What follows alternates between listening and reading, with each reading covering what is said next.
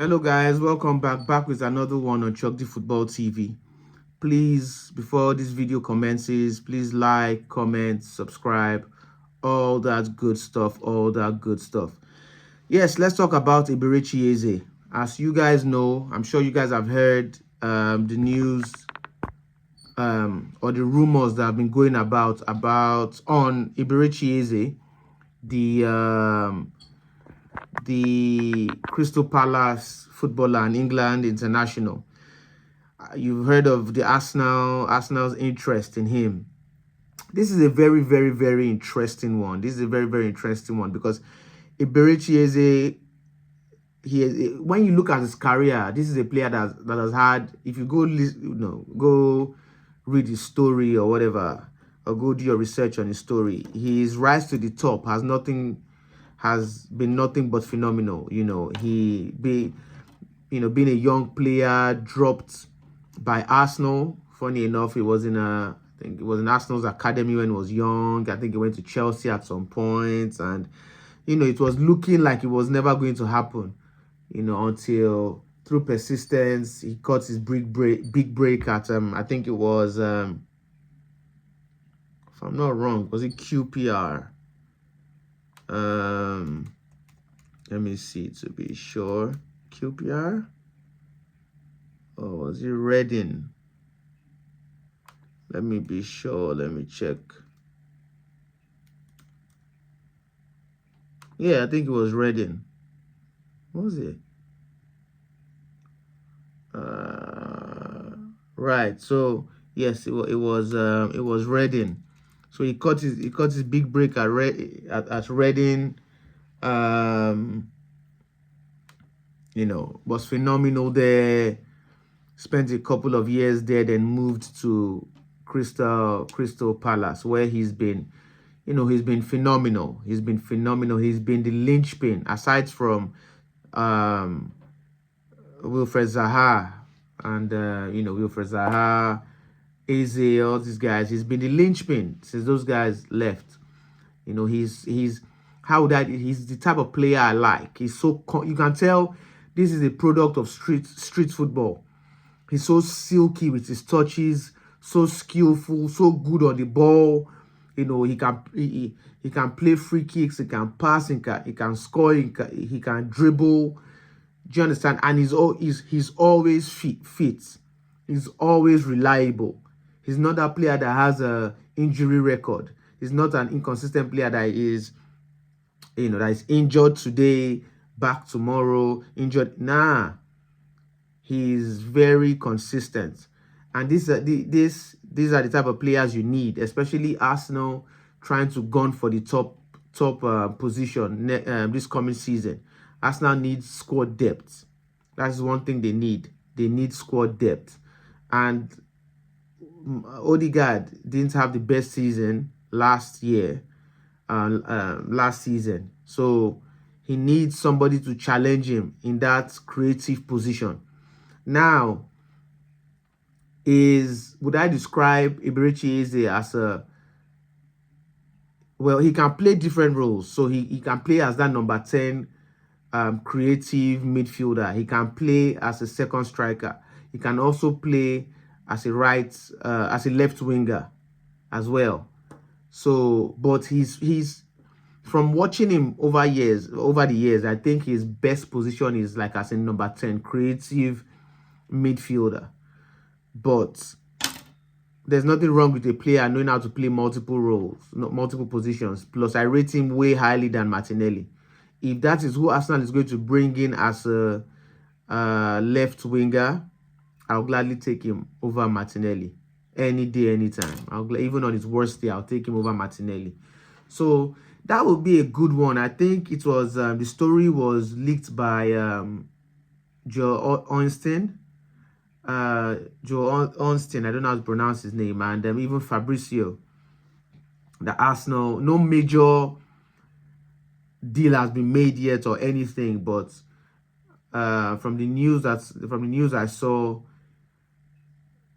Eze and Arsenal, representatives of Arsenal have had a meeting, How true that is, I don't know, but this is the news that has been put out there. What are his stats? His stats last season was 10 goals, 11 assists. That is not bad. 10 goals, 11 assists. You know, that is not bad at all. 21 goal contributions in 21 goal contribution in 38 games. That is not bad at all. And we must not forget that he helped Crystal Palace to win their first FA Cup ever just a couple of months ago against Manchester City. So to tell you how far he has pushed that team, Crystal Palace winning the FA Cup, not just to any scrub team, but to Manchester City. Now, people can say, yeah, Manchester City were not good, were not on top of their game last season. You don't want to hear that. That's an excuse for the gods. It's still against Manchester City. You know, they still have way more better players than Crystal Palace. And Eberechi Eze was the linchpin that helped Crystal Palace lift that FA Cup. So he's that player that I've always known that a big team was going to come for him, and I'm very surprised that more teams haven't been raving about him. More teams don't want him. Apparently, it's Arsenal and Tottenham that are interested in him.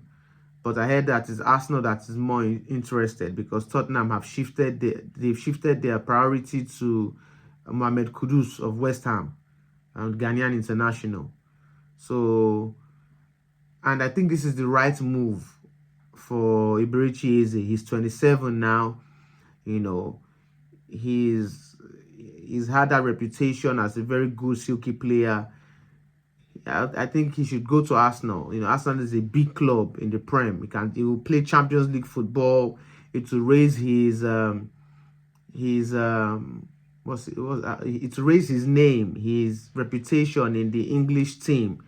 You know, he's playing for a big club now, a club that's competitive in the Premier League, a club that will be playing Champions League. Do you understand? So he'll be playing with players like Bukayo Saka, Declan Rice, Gabriel, Saliba, you know, nationals, people that play for their national teams on a day in, day out basis, Zubomendi, people like that. So it will be a good look for him. It will really, really, really be a good look for him. I think the time is now. Also, I heard that Crystal Palace have 60 million buy on him. So basically Arsenal have to pay, I think, 60 or 65 million. But I doubt Arsenal is going to pay that. Or if they're going to pay that, it's probably going to be instrumental payments.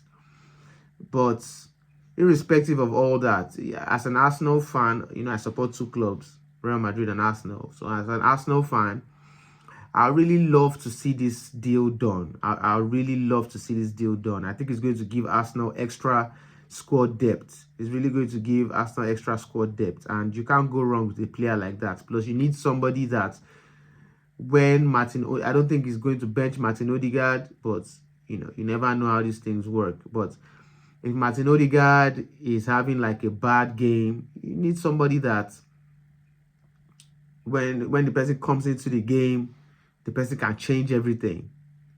And he's that type of player. And let's say he doesn't even bench a Martin Odegaard. At least he can play that left wing position. Why not? If Arsenal don't get Rodrigo this transfer window, and you get Eze, you know, just shift him to that left wing.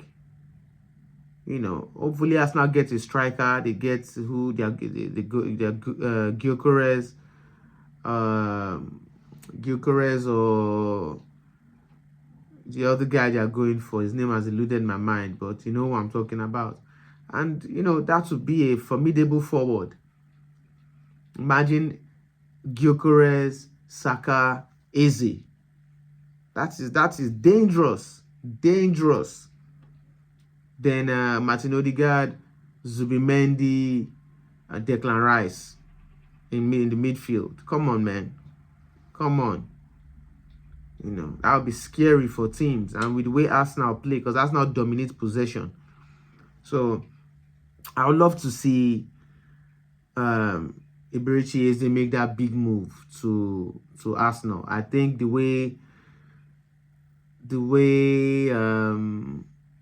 Arsenal play, the way Mikel Arteta likes to arrange his team would really fit the style of play of Eze. It really fits the style of play.